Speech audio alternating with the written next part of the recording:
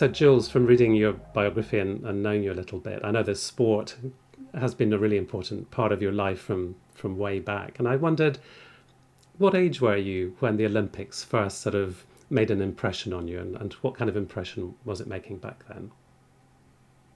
Well, George, I grew up in Wisconsin in the United States, and I was fed a steady diet of Winter Olympics coverage, in part because a lot of the athletes that made the Winter Olympics for the United States came from Wisconsin, whether in hockey or speed skating. And I have vivid memories of cheering on Eric Heiden as he went for gold in the 1980 Olympics and achieved gold. He went to my high school, Eric Heiden did. Madison West High School. Give it a shout out there in Wisconsin. And my mother knitted for me this beautiful rainbow cap that was sort of Eric Heiden's signature. And so that really sucked me into following the Olympics. And I've followed them really ever since. So about age 9, 10 is when I got involved and have been following the Olympics and watching them ever since that time. And did you have a sense, even back then, that they were a really big deal? It wasn't just another sporting tournament, another competition. There was something really special about the Olympics in the sporting calendar. Absolutely. I mean, this was fed to me by my parents. We would sit around the television and we would watch together with my siblings. And yeah, the Olympics were a really big deal, the Winter Olympics in Wisconsin. It was the pinnacle of athletic success in these sports. And I was well aware of it at that time. Yeah. So if we fast forward to today, you're very shortly setting off for the Paris Olympics. And I wondered, can you just give me a contrast between that 8 or 9 year old you being excited by the Winter Olympics in 1980 and the you who's heading off to Paris? What kind of frame of mind are you going to Paris in, and what kind of things are animating you in advance of that visit? Well, a lot has changed, George, since I was 9, 10 years old in my relationship to the Olympics. But, one thing that's remained the same is that I have massive admiration for the athletes that managed to make it to the Olympic Games. And I have particular athletes that I'm really excited to cheer on at these Olympics, including Simone Biles, the great US gymnast, who I thought was super courageous in the last Olympics in Tokyo by pulling out of competition and showing that it's okay to make space for your mental health, even if that means not competing in the Olympics. I'll be really interested to see how she does. I'm really excited to see Nikki Hiltz, the non-binary runner who qualified in the 1500. The International Olympic Committee has gone out of its way to exclude trans women athletes. And yet here is Nikki Hiltz, a non-binary trans runner who will be there representing the LGBTQ spectrum. So I'm excited about that. But what's changed is I've learned a lot about what's behind the Olympic curtain. And not to be too blunt, George, but it's not pretty, a lot of what you see behind there. A lot of corruption, a lot of greed, a lot of taking advantage of the host city, a lot of taking advantage of the host city taxpayer. And so, I tend to try to do both things at once, cheer for the athletes and also critique the sort of social and political and economic structures that sort of bend the Olympics toward injustice and instead of toward justice, which Olympic honchos will often tell us they're trying to do. I was about to ask you, why does the question, what are the Olympics for, why does it matter? And you've already adumbrated, some of the ways in which it matters, because I guess some people seeing the title of the book might think, well, it's an elite sporting competition. It's entertainment. It's one of the greatest shows on earth.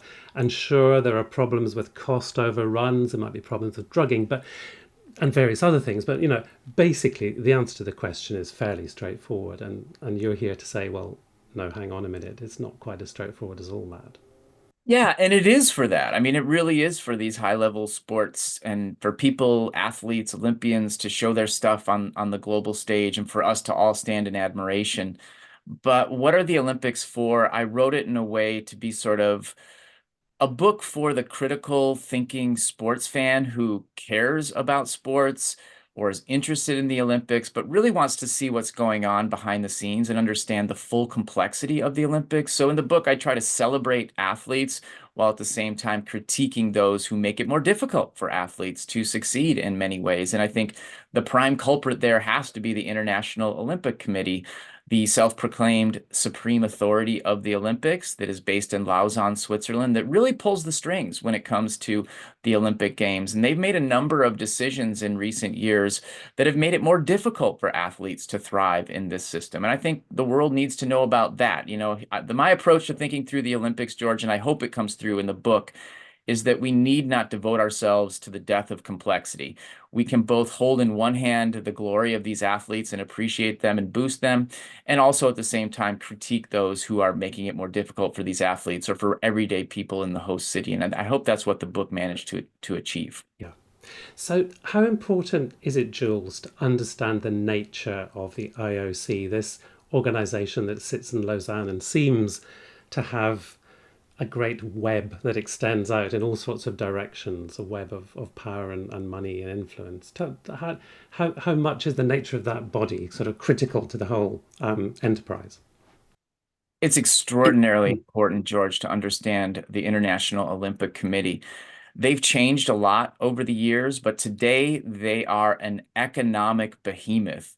They bring in almost $8 billion, according to the last cycle of the Olympics, and they defray that money out, a lot of it at least, to various sporting bodies around the world. So it does sort of trickle down in some ways to athletes, not as much as athletes want or I think they deserve. But the International Olympic Committee is at the center of all things Olympics. And so it really does do us well to slow down and understand how did they emerge historically? And that's what I try to show, that there was this plucky baron, this aristocrat from France named Baron Pierre de Coubertin, who was really the guy who helped give birth to the modern Olympics. And while he showed a lot of pluck to make it happen, he also created the Olympics on a pretty firm bedrock of sexism, racism, classism. And unfortunately, those aren't just vestiges of the 1890s when he started the Olympics. You can see those sort of tentacles of sexism, racism, and classism making their way all the way to the Olympics today. And so the International Olympic Committee has a big responsibility when it comes to the Olympics. They sit at the core of this power nexus involving really powerful media entities, involving huge corporate sponsors, the names of which all of our listeners and viewers would know about, like Alibaba, Panasonic, Visa, the biggest names in corporate culture from around the world. And so they tend to get a lot of their money from media and corporations. Some 9 out of every $10 comes from television broadcasters and corporate sponsors. And if you put that in the back of your head when you watch the Olympics, it helps you understand a lot. Let me just give you one example. You might be wondering, why are we watching the Olympics in July and August? These are obviously the hottest months. This can't be good for the athletes. The answer is money and that nexus of the International Olympic Committee and their media sponsors. NBC, the big television broadcaster from the country that I'm coming to you from, pays a lot of money for the rights to the games, and they don't want the Olympics interfering with their big football schedule in the fall, U.S. American football, I should say.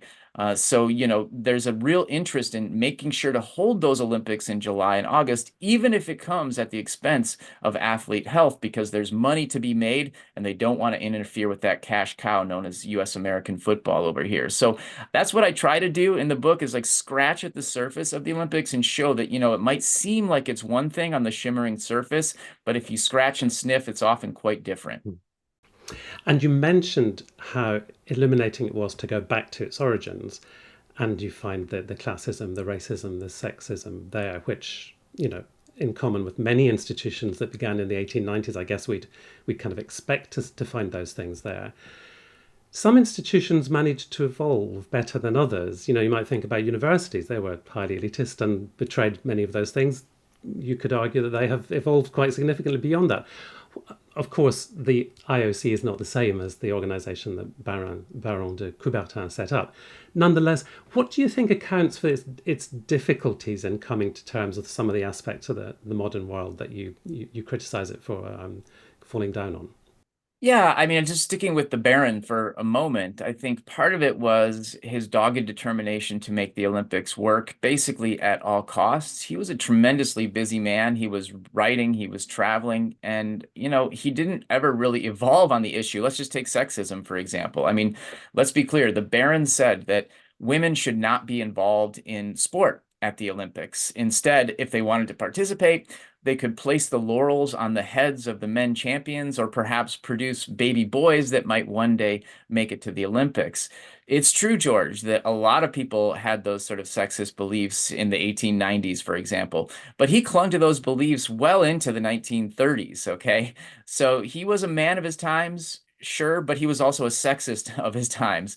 And there was a lot of women had gotten the right to vote, let's just say, in the United States well before the Baron ever would consider letting them participate in the Olympics. And, I think it's fair to put that in historical context, but there were plenty of people in the 1930s that thought that what the Baron was saying was cretinous and had no space in the context of sport. And in fact, I guess the positive was, though, that out of that sexism was born ingenuity, and women held what are called the Women's Olympics in the 1920s and 30s, demonstrating that they were perfectly capable of engaging in sport without their uterus falling out or other claims that people at the time would make. There was this funny malady that even doctors were saying was real. It was called bicycle face, George. Yes. And the idea was if a woman rode a bike, she would all of a sudden, her face would start to deform. And obviously, this was all a way to control women at a time when they were asking for more and more rights. And the Olympics just kind of was part of that bigger picture. But I think it's an important part because the Olympics have long been influential culturally, and they set the tone for some of the debates that we have in society. I think we can see that today around the issue of trans inclusion in sport and society as well. Yeah. And what you've just said, Jules, suggests that contestation has often been part of it. It's not a modern phenomenon. I think the IOC, wants to put out this message of politics having no part in the Olympics or in sport, but in fact, politics, as your book shows, has always been part of sport, hasn't it? And also this contestation aspect of it, which I guess gives you hope that change is possible. Absolutely. Well, first, the Olympics are political through and through. There's no question about it. If they weren't political, then why do the IOC and local Olympic organizers ask the athletes to march into the opening ceremonies by country, thereby inflaming political nationalism?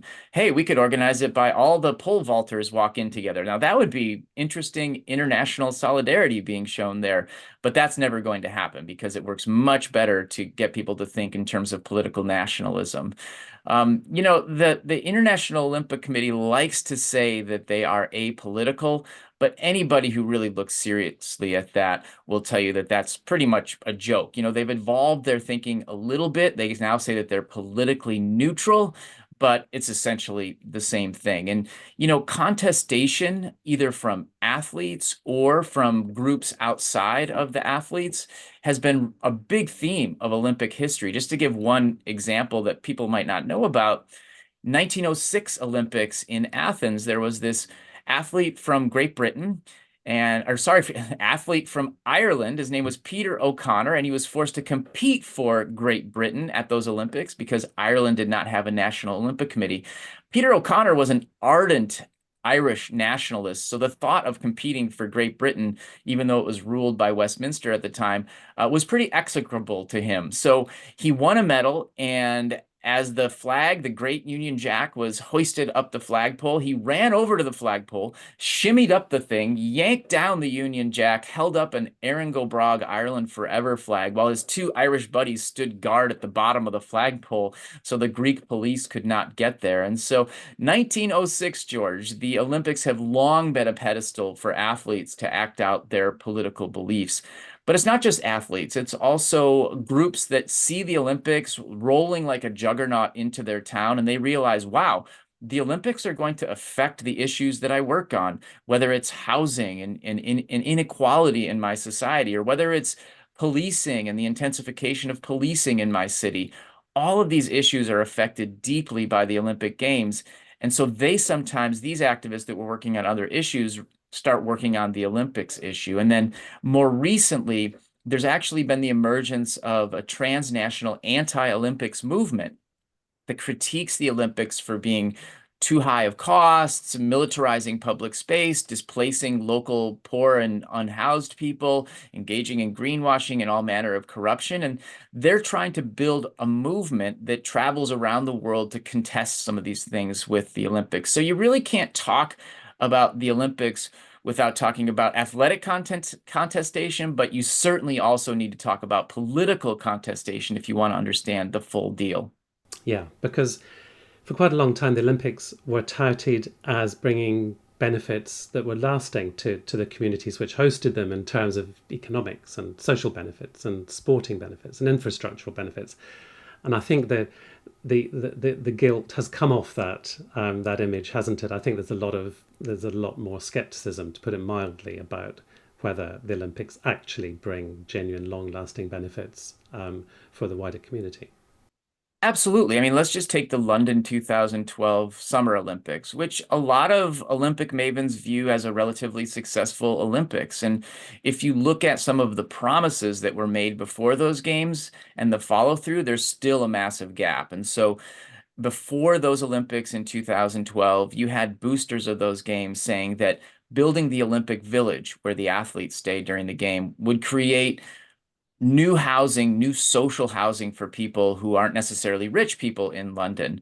Well, 30,000 units they were promising. Well, how did that work out? Well, only a fraction of those units ended up going to working class folks in the city. London organizers also said that, you know what, if we get to host the Olympics, it's going to boost the rates of participation in sport from our youth. And did that work out? Well, not according to the Lancet, which did a study afterwards and found that no, there was no uptick in the activities of youth engaging in sports in the wake of the London Olympics. In fact, a national audit in Britain found that actually the participation went down over time, which is kind of amazing to think. So, I think the bottom line is that when Olympic leaders and people from the International Olympic Committee roll into your town and make all these grand promises about what the Olympics will manage to do, it would do you well if you live in one of these prospective host cities to approach it with a bit of healthy skepticism. Last example, I would say just outside of London, so we don't just think it's a London thing, it's an Olympics thing, was I lived in Rio de Janeiro as a Fulbright Research Fellow in 2015 and 16. And one of the big promises that Olympic organizers made there was that they were going to clean up this one waterway called Guanabara Bay, where a lot of people recreate and fish, and where they were going to hold Olympic competitions. The promise was that they were going to filtrate some 80% of the water that flowed into the bay, 80% before the Olympics started. Well, by the opening ceremony of the 2016 Rio Olympics, it was more like 25 or 30%. So they did not follow through on their promise. And, this was really painful to a lot of people, everyday people who I would speak with in Rio, who were actually pretty excited at that prospect of having a clean Guanabara Bay. And they were extraordinarily disappointed that it never happened. And of course, once the Olympics moved on, the incentive moves on with it, and the bay just never got cleaned up as they wanted it to. And so, yes, I think the Olympics have a pretty shoddy track record when it comes to following through on some of these big promises. And that's maybe where the pressure comes from activists and from locals to make sure that these things happen, but it's a difficult road to hoe. Yeah, we're talking on the day when the mayor of Paris is taking to the Seine to prove that the waters are safe to swim in, which is quite an event. I wondered, Jules, would it be going too far to say that the Olympics need cities more than cities need the Olympics? Are we getting close to that position? Because that's the position we've reached with the Commonwealth Games, where no one actually wants to host it, and obviously the economics are slightly different there. It's a much smaller scale thing. But it struck me that with the cost overruns having reached the magnitude of many billions of dollars, we might see a similar situation with the Olympics. Yeah, I think you phrased it exactly right. And that's because over time, we have definitely seen that the Olympics tend to bring out the best in athletes, but they tend to bring out the worst in host cities. And I think that's sort of a corollary to what you're talking about there. And because there's now a pretty established track record of this happening in city after city, it's more difficult for the International Olympic Committee to get bids from prospective cities to host these things. I mean, it's been fascinating for me to see over the last 15 years of writing about the Olympics how much the public discourse has changed. It's become much more critical.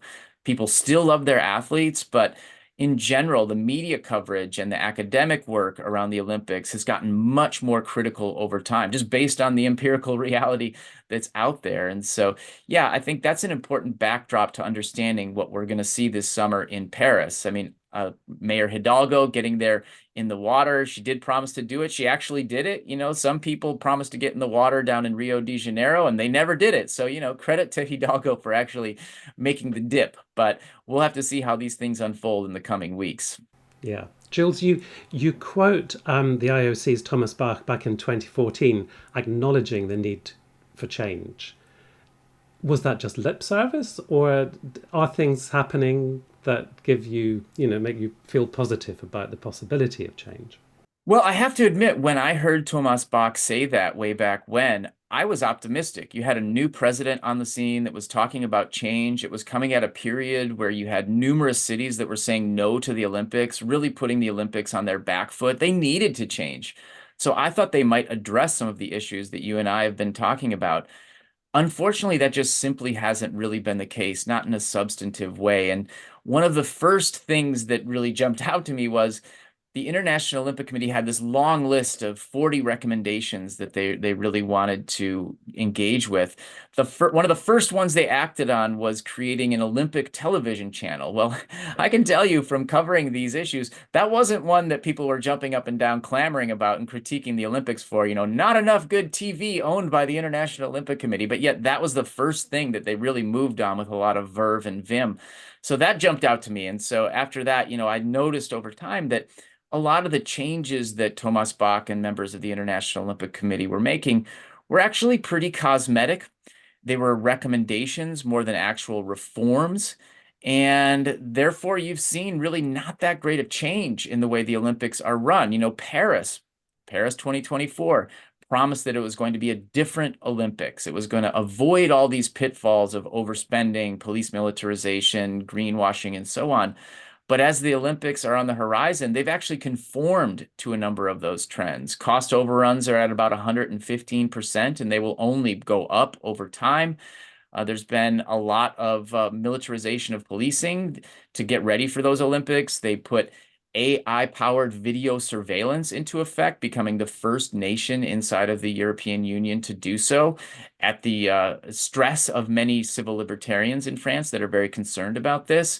There will be a horde of police on hand, in part because the organizers in France decided to try something different with their opening ceremony, having it float on boats down the Seine instead of just in a stadium. And while this might be a beautiful aesthetic spectacle, it's also a massive security risk. And, going into these Olympics, George, I'm going to say it. I know I'm a political scientist, so I'm sort of primed to think these ways, but I would say these are the most politically charged Olympics that we've seen in decades. So I'm very eager to see what happens as we move toward Paris 2024. I mean, one possible conclusion is that the Olympics are just an impossibility. It's impossible to arrange a games on this scale without the sort of corruption of big money and ensuring social justice all the way through, and that athletes are treated fairly. And it might just not be possible. Are there ever moments when you just think, pulling it off just cannot be done without some kind of bad, downsides? Scale is really the issue. So it's important that you mention scale, George. And this is a massive event. I mean, this is the biggest, most complex sporting infrastructure for a single event that around. The problem is that it's also the International Olympic Committee overseeing it, and it's one of the most least accountable Yeah. sport organizations in the world. And the specter of climate change is really changing the sporting world, and the Olympics have been pretty slow to adapt on that front. And for scholars who follow sustainability in sport, they're very concerned at the scale of the Olympics and wonder out loud now, is it even possible to make a sustainable games where you have all these people, the athletes, of course, the coaches, the staffs, the journalists, the tourists, the fans that are flying from all manner of places to attend this event? Is it even possible to be sustainable? And most people that look at this question seriously say, no, it's just not. We need to change the way we think about these events, either making them smaller and regional, like regional Olympics instead, where if you'd like to attend, you have to be within train range to get there, not flying and that kind of thing. France is holding the surfing competition in Tahiti this year, which is hard to say as a green measure. I mean, setting aside the carbon bomb in the form of travel miles, 9,735 miles between Tahiti and Paris, where the people will have to travel from to go to participate. Plus, George, this is painful to tell you, but when they were getting ready to create this optional viewing tower so that the broadcasters could get the optimal takes on the surfing competition, the barge that flowed into Teahupo, where the surfing competition will be, ground up a delicate coral reef while you had locals sitting there watching and shrieking in agony. Now, how is this sustainable? Now, clearly that's just like a massive own goal fail. But the fact that we rack up these huge carbon miles to attend these events really raises the issue of, can the Olympics be sustainable in the modern era? And most people, like I say, that are looking at this say, unfortunately, no. So change has to happen on some level if the International Olympic Committee really does take climate change as seriously as it claims to. Yeah. Jules, I just want to ask you a couple more things before we finish. There's clearly a vast power disparity between the IOC and athletes, individual athletes, even the most famous athletes, even groups of athletes. Do you nonetheless see the athletes as being absolutely key to positive change? Is that where we have to look in order to think about how the Olympics might be different? No question about it. One of the main areas of fight back needs to come from athletes. And we're seeing more athletes get ready to unionize. And I think this is a positive step toward actually organizing for their interests. I had some very eye-opening interactions with athletes that were going to the Tokyo Olympics back in 2021. You'll remember that they were scheduled for 2020, but put off 1 year because of the coronavirus crisis. And at that time, 83% of the population in Japan did not want to host the Olympics because they were under-vaccinated and they didn't want all these athletes coming from all over the place. And the International Olympic Committee said, everything is going to be safe. There will be what we're going to call an Olympic bubble, and everyone will not get COVID. Well, guess what? Not everybody, but 8,000 people did get COVID inside of the Olympic bubble, for starters. Second, at the same time that the International Olympic Committee was saying everybody's going to be safe, they sent a waiver to athletes that said, if you die of coronavirus, you cannot sue the International Olympic Committee or local organizers. And, athletes who got this document were really shook by that. And one of them ended up leaking it to me as a document that I shared them with the Japanese press. And I say all that to say this: there's a rising tide of athletes being very concerned about athlete well-being, being very concerned about the small piece of the money pie that they get relative to, say, the International Olympic Committee. And so they're really the group to watch here. And I think moving forward, if the Olympics are going to be reformed, and I really hope that they are, athletes have to play a key role. And it's already working. Athletes who've been standing up for their rights inside of track and field, I think, can deserve some of the credit for the fact that for the first time in the history of the Olympics, World Athletics, the governing body that oversees track and field, will be giving $50,000 to gold medal winners. That's never happened before, where they get this kind of payment from the World Athletics. So, I think this is a sign of the future, that athletes organizing can make a difference, make it more equitable, help them get a bigger piece of the money pie, and hopefully fight back against some of these ingrained downsides that host cities experience when they decide to plunge lots of money and effort into hosting the games. Yeah. Jules, I just wanted to finish on something lighter. The book contains really serious critique of the Olympics. It also has some very thoughtful suggestions about how positive change might come about. But one of the great pleasures of the book is appreciating how deeply steeped you are in Olympic history, Olympic lore, even Olympic trivia. And I just wondered, can you tell me what your favourite piece of Olympic history or trivia or lore is? That because it's clearly something that you sort of collect, you amass as you go along. And I think for the reader, that's something that kind of illuminates and lightens this picture. Oh my gosh, if I had to just pick one, I mean, I do love the Peter O'Connor story that I told before. And so anyone who's interested in that, I would encourage you to do so. But I'll shimmy forward and create a bookend on the other side, because I have enormous respect for athletes who decide to engage in politics on the world stage. And 1968 was a key moment when John Carlos and Tommy Smith put their fists up for human rights and racial justice around the world, while Peter Norman, the athlete from Australia, stood on the medal stand wearing an Olympic Project for Human Rights button in solidarity with them. But I'm going to shimmy all the way past that and talk about an interesting incident of athlete activism that I really quite like, and that was when Raven Saunders, the U.S. shot putter, won silver at the Tokyo Olympics, and she put her hands above her head in the shape of an X, and she said it was meant to represent oppressed people all over the world. And I thought, wow, that is, first of all, just a beautiful gesture to be thinking about the entire world in that kind of collective way. Two, it was really courageous because it was against the rules to do that. The International Olympic Committee has a rule against using political actions or protests on the medal stand. And, I just think it was really indicative of this rising tide of athletes who care about things beyond their sport. And I think that it's on their shoulders that we will ride to a more glorious and fair Olympics. Jules Boykoff, thank you very much for talking to us today. My pleasure, George. Thanks for having me.